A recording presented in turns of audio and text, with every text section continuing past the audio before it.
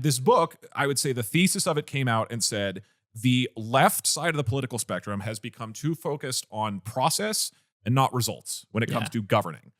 I would say the way I've been describing it to people is he's specifically critical of basically the democratic establishment within the US. Yes. He's over the past 50 years, how the Democrats in the US and the popular version of the American left, like whatever that has been behind the Democrats, has gotten bogged down in process. Yes. Yeah. And then I am very passionate about this because I have watched San Francisco, which is a city I lived in or near for like 6 years and grew up near. Deteriorate is a very strong word. That's a little too hyperbolic. I think it has immensely suffered over the past couple decades as a result of these policies. And this is the most liberal city in the country, arguably, but it's certainly one of the most liberal in the most liberal state, probably. Certainly one of the most impactful liberal states with the largest budget in so many different areas, this golden goose of the tech industry, and they have, in almost every respect, completely failed their constituents through these policies. So anyways, this book I think is fascinating. A specific thing I want to focus on, people are leaving democratic cities. So Manhattan, Brooklyn, Chicago, Los Angeles, are on pace to lose 50% of their under 5 childhood population in the next 20 years. 50% of like families basically are leaving these cities. Right now, in 2023, California had a net loss population of 280,000 people. That's not 280,000 people who left California. That means on net, that many more people left than came in. California has grown basically forever since it was created. This is a new thing, the idea that California would shrink. New York State, the entire state, had a loss of 179,000. Illinois, which has Chicago, people are leaving that state. And they're leaving because prices are too much. That is consistently what they say. It is too expensive to live here. It's too expensive to raise families here. Childcare is too much. Everything is too expensive. And the quote that he says pretty early in the book, which is why I get so frustrated by this, is you are not the party of working families when the places you govern are places working families cannot afford to live.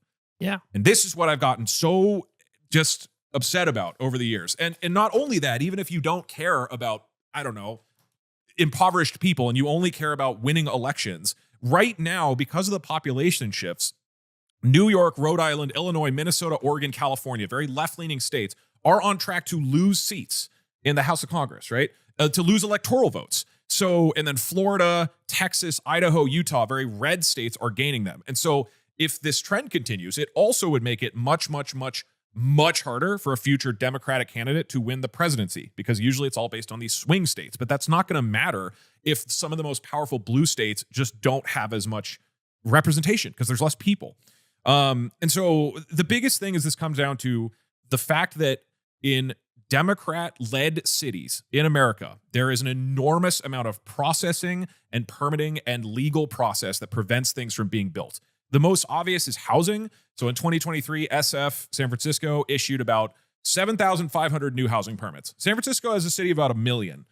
7,500 new housing permits. Boston, all of Boston Metro had 10,500. New York City, Newark, and Jersey City together, a little less than 40,000. And then Houston in Texas, which is a dog shit place. No offense to anybody who lives there. Issued almost 70,000 Smoking homes. the pack watch on Houston. Okay. That is 10 times the amount of San Francisco. That's how many new homes are being built. And then guess what? Shocker. Houston has the lowest homelessness rate of any U.S. major city. Yeah.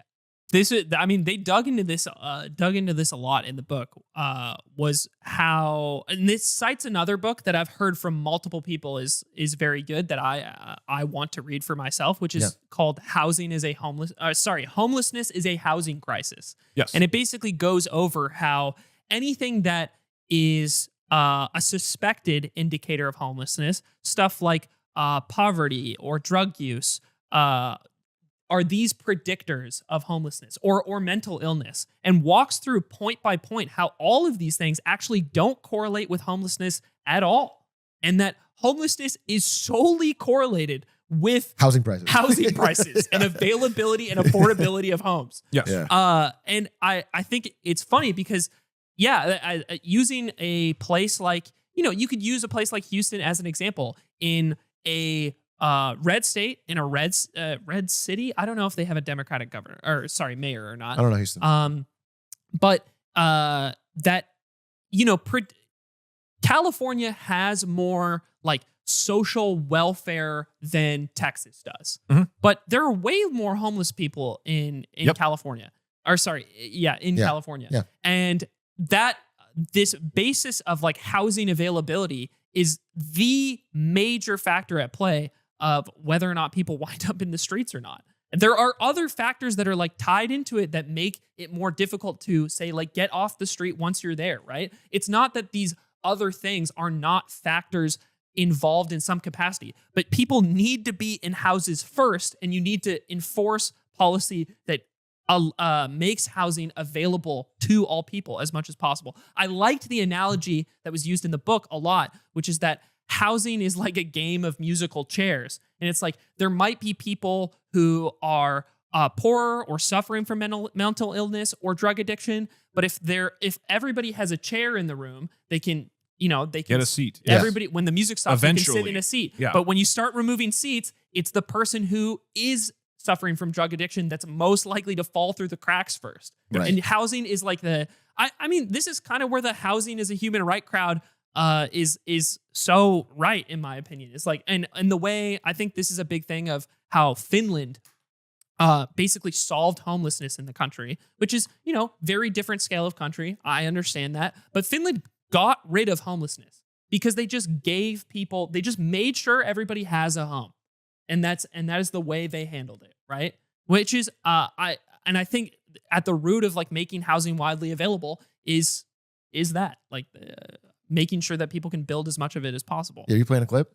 Yeah. Okay. Just some of the stats I thought looking into this of just San Francisco versus Houston is really interesting. San Francisco has about 1 million residents. Houston has over 2 million. So Houston has twice as many people by at least, right? Houston spends $70 million a year approximately. And that's like an increase from previous years on combating homelessness.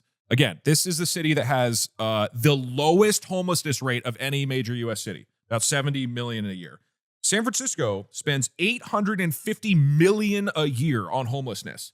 It is an astronomical amount. You could buy entire homes for people almost with that What if amount they of got money. it wrong and they're spending the money on more homelessness? Oh, right. They're buying. I mean, unironically, that's what's happening. If you spend, and we're going to get into this If and all you this stay in process. the We'll give you money. Yeah, and like it's this fucking tragedy, man. So again, like Houston, lowest homelessness rate of any major US city. They estimate it costs 17 to 19K to house a homeless resident in Houston. In San Francisco, the estimated cost is 40 to 47. So it's just over twice as much. In Houston, the median home costs a bit over $300,000. In San Francisco, it's 1.7 million. So it's like, yeah, no shit. If you make home absolutely obscenely expensive, you make housing expensive, people are going to fall through the cracks. And it doesn't matter if you pour almost $1 billion into homelessness and you have like 1,000 NGOs and nonprofits giving people support, which I've personally seen in San Francisco. It doesn't matter if you don't provide housing. And so then you probably wonder, why aren't we building housing? Housing specifically is like its own kind of rabbit hole about all the policies in place which we've touched on a little bit, that incentivize people to not allow housing so that their home prices go up. Yeah. But I want to highlight some of the sort of stories and instances from this book or that Ezra Klein has been talking about that I think are particularly illuminating and frustrating about how Democrat-led governance isn't doing anything.